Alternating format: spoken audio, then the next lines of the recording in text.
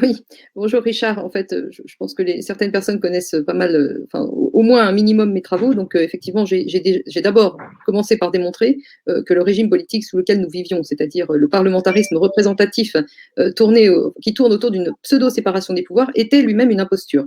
Donc, cette imposture ne se voyait pas trop tant qu'il y avait un réel antagonisme entre deux forces en présence qui n'étaient pas internes à notre régime mais extérieures et qui étaient le bloc de l'Ouest contre le bloc de l'Est. Donc il y avait un certain équilibre des pouvoirs, mais qui n'était pas dû à nos propres institutions intérieures. Bon, ça, c'est la première chose. La deuxième chose, c'est que maintenant, je pense que l'Union européenne a été quand même relativement bien démystifiée. Et pour ce fait, je rends hommage à François Asselineau, qui a beaucoup œuvré pour faire comprendre ce qu'était l'Union européenne. Et je rappelle quand même que le premier président de la Commission européenne était un ancien nazi. Il s'appelait Walter Hallstein, et donc c'était un membre du parti nazi. Donc ça, il faut quand même le rappeler, c'est important. Deuxièmement, Elle l'avait rappelé la semaine dernière, justement. Oui. Qui ça?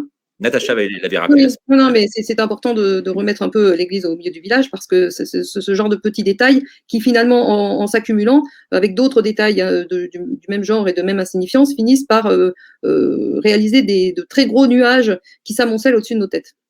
Donc ça, c'est la première chose. Je rappelle aussi que depuis la guerre, la Seconde Guerre mondiale, nous avons sur notre territoire des forces mercenaires qui s'appellent les armées secrètes de l'OTAN, et qui font peser également une menace permanente sur un territoire, puisque ce sont des forces qui n'ont aucune responsabilité, qui ne rendent compte à aucune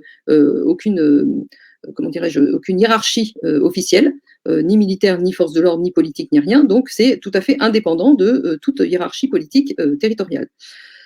D'autre part, je rappelle. Qu'est-ce à dire par rapport à ça, Valérie, parce que les gens qui ont besoin de chiffrage. Ah bah moi, en gros, les forces armées aujourd'hui souveraines n'ont plus de pouvoir au profit de celles de l'OTAN, c'est ça? C'est ce que tu veux dire? C'est pas du tout ce que je veux dire. C'est que c'est développé en même temps que l'organisation du traité de l'Atlantique Nord, qui est une organisation officielle, avec des militaires qui travaillent officiellement et de façon tout à fait, comment dirais-je, légaliste dans ce cadre-là.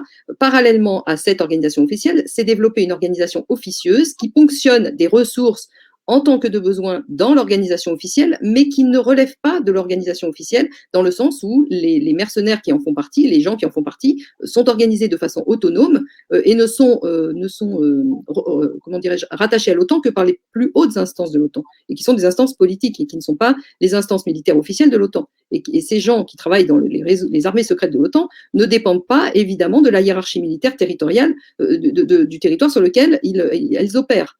Donc c'est ça que je veux dire. Je ne suis pas du tout une spécialiste de tout ça. Je vous renvoie pour plus d'informations sur tous les travaux, les magnifiques travaux de Daniele Ganzer, et sur tous les dossiers qui sont sortis en Italie à l'occasion de procès retentissants. Donc je dirais que ça, c'est parfaitement bien documenté. Il n'y a aucune ambiguïté sur la réalité de tout cela. Ce que je veux aussi également dire, c'est que nous assistons de plus en plus à un renforcement de l'aspect fédéraliste européen, dont Macron, évidemment, c'est le grand cheval de bataille de Macron. Hein. Et donc, il est question, d'une part, d'une force de gendarmerie européenne, l'Eurogenfor, mais également de créer une armée, il a été question de ça récemment, de créer une armée européenne, alors qui ne soit pas qui soit rattaché à l'OTAN, mais qui ne soit pas directement officiellement un membre, enfin en tout cas une partie intégrante de l'OTAN. C'est vraiment une armée européenne. Et il est quand même à craindre également que dans cette armée européenne ne soient, comment dirais-je, recyclés tous les mercenaires qui appartenaient aux armées secrètes de l'OTAN, quel que soit le territoire en question. Donc ça, ce sont des faits que je donne. Hein, vous en faites ce que vous voulez. C'est d'informations sur ces questions, mais ce sont des nuages qui s'amoncellent, vous voyez, au-dessus. Oui, on voit ça, effectivement, c'est très bien de le spécifier. Et par rapport au débat qu'on a depuis le début, là, avec tous ces gilets jaunes ici, ces forces alternatives en présence, toutes ces personnes qui réfléchissent et essayent de construire l'avenir autour de la citoyenneté. On évoquait tout à l'heure Martine Bonner aussi, qui, elle, est politique, mais d'un autre côté, souhaite redonner aux citoyens son vrai pouvoir, ce qui est notre cas aussi à nous dans ces émissions. Toi, tu penses quoi de cela, avec la vision qui est la tienne, si singulière? Alors, avant de te répondre directement, Richard, je voudrais ajouter une chose, c'est que j'ai appris récemment qu'une organisation tout à fait officielle, elle également, se superpose à l'organisation de l'Union européenne, qui comprend certains membres et puis d'autres qui n'appartiennent pas à l'Union européenne, mais qui est une organisation qui a pour caractéristique de réunir des pays d'Europe de l'Est. Et cette organisation s'appelle l'Intermarium. Et dans cette organisation, tous les pays membres, enfin les membres de cette organisation, se revendiquent ouvertement du nazisme. Donc je pense que ça mérite quand même un tout petit peu notre attention, ce genre de choses, parce que évidemment, moi-même, je l'ai découvert relativement récemment, j'étais tout à fait ignorante de tout ça, et je dirais que ça s'accumule avec les autres indices convergents vers une fascisation définitive de nos contrées. Hein, alors, quand on constate quand même qu'aujourd'hui, l'État français est en suspension, parce que ça, je le rappelle, il n'y a aucune ambiguïté sur la question, les institutions officielles de la République sont en suspension. Donc, nous ne sommes plus en Ve République et nous ne sommes plus en République du tout, puisque nous sommes aujourd'hui contrôlés par un comité, un conseil de défense sanitaire. D'accord ? Donc ça, c'est pas du tout dans la Constitution. Donc nous sommes sortis du cadre institutionnel officiel pour lequel la France existe à la fois en interne et par rapport aux pays étrangers, c'est-à-dire en droit international. Donc je dirais que si vous mettez côte à côte tous ces éléments convergents, vous vous rendez bien compte que le pass sanitaire, que l'obligation d'injection expérimentale, tout ça rentre bien dans une conception absolument fasciste ou nazie de l'appréhension du réel. Hein. Donc ça, c'est une première chose. Et maintenant, moi, les travaux que j'ai menés sont des travaux parallèles. Vous parliez de politique tout à l'heure. Je fais, moi, de la métapolitique. C'est-à-dire que j'ai organisé, j'ai pensé une réforme des institutions, c'est-à-dire j'ai réorganisé l'État pour retrouver un État digne de ce nom, parce que l'État, en réalité, c'est l'organisation de la vie en commun sur un territoire déterminé. Or là, il ne s'agit pas, quand on dit organisation de la vie en commun, évidemment, les citoyens et les membres de cet État sont partie prenante à cette organisation. Ils sont détenteurs d'un pouvoir politique. Or là, nous sommes dans une situation où, justement, les citoyens et les ressortissants de l'État ne sont plus détenteurs d'aucune parcelle politique. Et c'est là où il y a une véritable problématique de sens. Quand on parle d'État, l'État est nécessairement politique. Or là, nous ne sommes pas dans un État politique, nous sommes dans un État de nature autoritaire, mais surtout dirigé par la haute finance et les multinationales. D'accord ? Oui, donc ça, effectivement, il faut revoir complètement. Et pour faire sauter le verrou, là aussi, toi, tu préconises quoi? Parce que j'ai lu quand même que tu avais lancé un appel très, très puissant à tout le monde, mais essentiellement aux forces de l'ordre, pour agir, pour sauver la France, pour sauver le peuple français. Non, j'ai pas lancé un appel pour sauver le peuple français. J'ai lancé un appel à la prise de conscience du phénomène selon lequel l'État était détourné de ses fonctions. Donc, tous les gens qui travaillent dans les fonctions régaliennes de l'État ne travaillent pas au service d'un État politique, ne travaillent pas au service pour lequel ils pensent travailler. Donc cet appel, c'était un appel à une prise de conscience. Et effectivement, je m'adressais essentiellement aux forces de l'ordre parce que, en dernier recours, ce sont les forces de l'ordre qui feront la différence, savoir si nous allons retrouver un État politique ou si nous resterons dans un État totalitaire qui sera de plus en plus de nature de plus en plus terroriste.